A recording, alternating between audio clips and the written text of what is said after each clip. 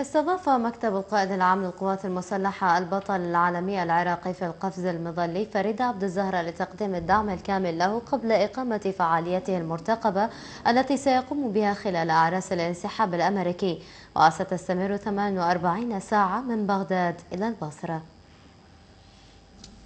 لنحلق بمستقبل العراق إنه عنوان للفعالية التي سيقوم بها البطل العالمي العراقي فريد عبد الزهرة، حيث سيحلق في سماء العراق برحلة تستغرق 48 ساعة من بغداد وإلى البصرة بوتيرة واحدة، وهي الطيران ببالونات صغيرة ملونة بألوان العلم العراقي.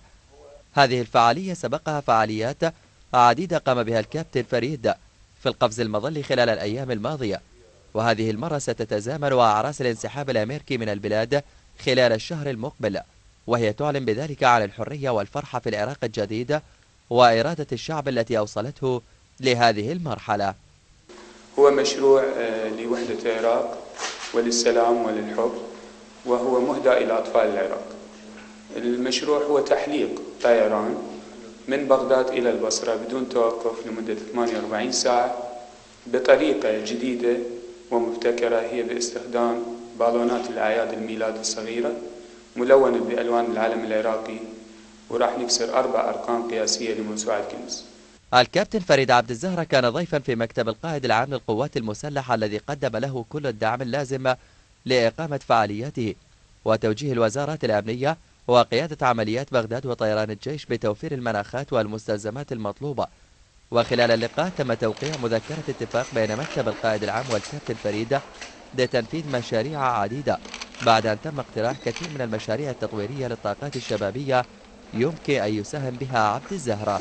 مكتب القائد العام للقوات المسلحة حرص على تقديم كل الدعم وكل ما يحتاجه من المستلزمات.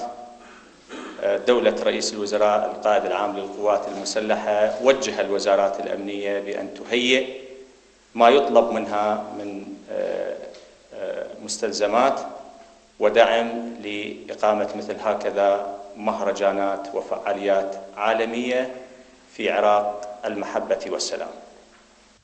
يذكر أن الكابتن فريد قد حصل على جائزة بطل العالم للسلام في موناكو رغم وجود منافسين لهم إمكانيات كبيرة بهذا الشأن ومن مختلف البلدان العالمية، ومن المؤمل أن يحطم بفعاليتها 4 أرقام قياسية في الزمن والمساحة وغيرها.